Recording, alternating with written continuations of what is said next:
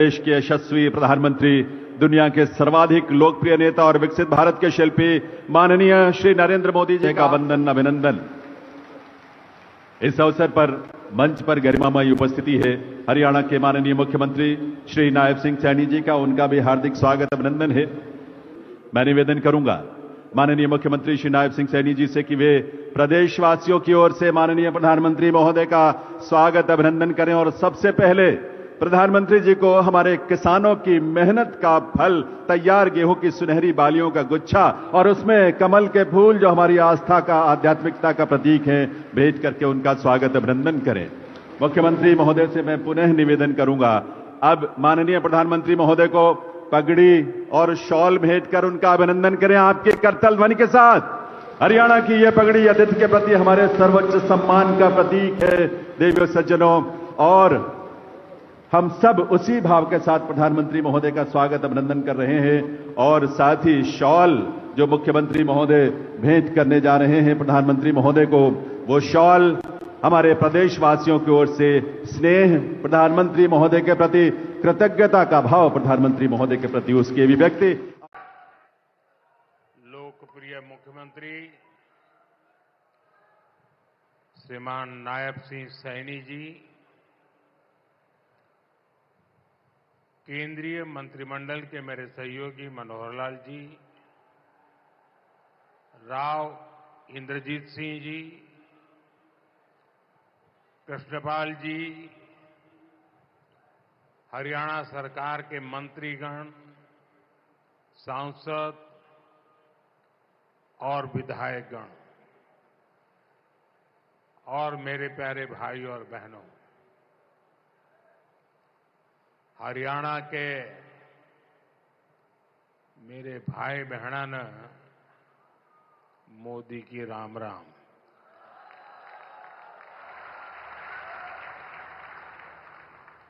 साथियों,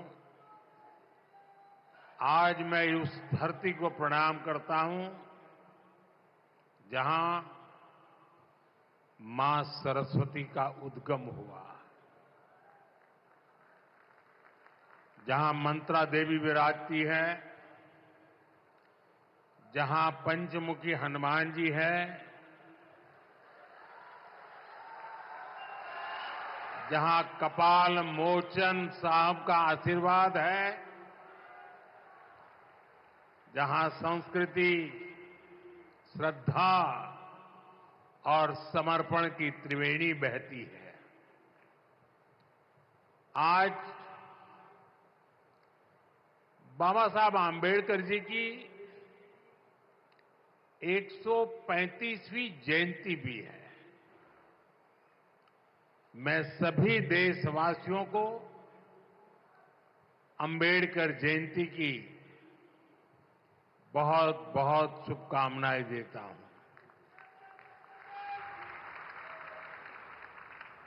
बाबा साहब का विजन, उनकी प्रेरणा निरंतर विकसित भारत की यात्रा में हमें दिशा दिखा रही है। साथियों, यमुनानगर सिर्फ एक शहर नहीं, ये भारत के औद्योगिक नक्शे का भी अहम हिस्सा है। प्लाईवुड से लेकर पीतल और स्टील तक ये पूरा क्षेत्र भारत की अर्थव्यवस्था को मजबूती देता है। कपाल मोचन मेला, ऋषि वेदव्यास की तपोभूमि और गुरु गोविंद सिंह जी की एक प्रकार से शस्त्र भूमि। साथियों, ये अपने आप में एक गरिमा बढ़ाने वाली बात है और यमुनानगर के साथ तो जैसे अभी मनोहर लाल जी बता रहे थे, सैनी जी बता रहे थे, मेरी कई पुरानी यादें जुड़ी हुई हैं। जब मैं हरियाणा का प्रभारी था तो पंचकुला से यहां आना जाना लगा रहता था। यहां काफी सारे पुराने कार्यकर्ताओं के साथ मुझे काम करने का अवसर मिला है। ऐसे कर्मठ कार्यकर्ताओं की परंपरा आज भी चल रही है। साथियों, हरियाणा लगातार तीसरी बार डबल इंजन सरकार के विकास की डबल रफ्तार को देख रहा है। और अब तो सैनी जी कह रहे हैं ट्रिपल सरकार। विकसित भारत के लिए विकसित हरियाणा, ये हमारा संकल्प है। इस संकल्प की सिद्धि के लिए, हरियाणा के लोगों की सेवा के लिए, यहां के युवाओं के सपनों को पूरा करने के लिए हम ज्यादा स्पीड से, ज्यादा बड़े स्केल पर काम करते रहते हैं। आज यहां शुरू हुई विकास परियोजनाएं, ये भी इसी का जीता जागता उदाहरण है। मैं हरियाणा के लोगों को इस विकास परियोजनाओं के लिए बहुत बहुत बधाई देता हूं। साथियों, मुझे गर्व है कि हमारी सरकार बाबा साहब के विचारों को आगे बढ़ाते हुए चल रही है।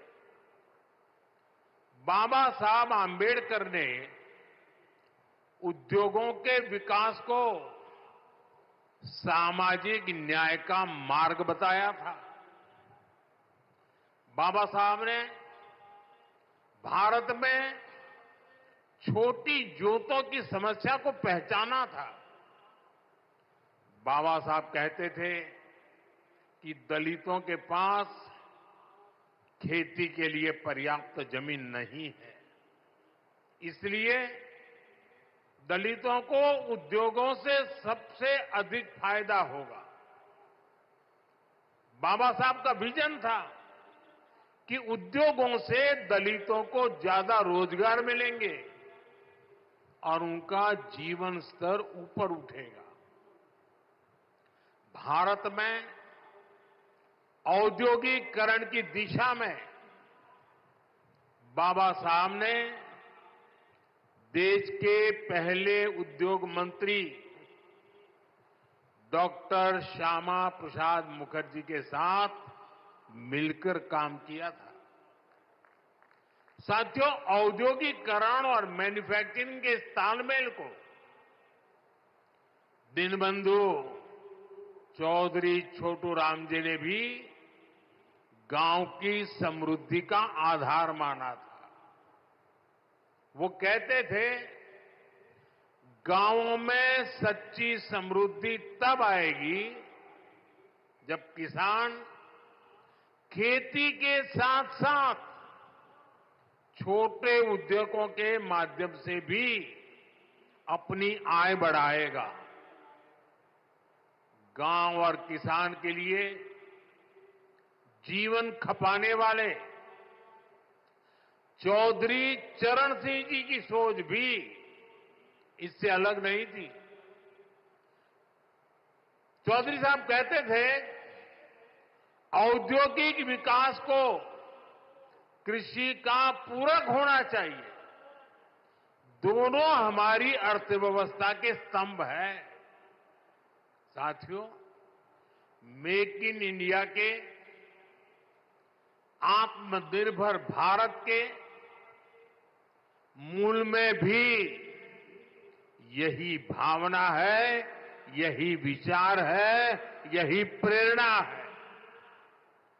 इसलिए हमारी सरकार भारत में मैन्युफैक्चरिंग पर इतना बल दे रही है। इस वर्ष के बजट में हमने मिशन मैन्युफैक्चरिंग की घोषणा की है। इसका मकसद है कि दलित, पिछड़े, शोषित, वंचित नौजवानों को ज्यादा से ज्यादा रोजगार मिले, नौजवानों को जरूरी ट्रेनिंग मिले, व्यापार कारोबार का खर्चा कम हो, एमएसएमई सेक्टर को मजबूती मिले, उद्योगों को टेक्नोलॉजी का लाभ मिले और हमारे उत्पाद दुनिया में सबसे बेहतरीन हो। इन सारे लक्ष्यों को प्राप्त करने के लिए बहुत जरूरी है कि देश में बिजली की कोई कमी न हो। हमें एनर्जी में भी आत्मनिर्भर होना ही होगा।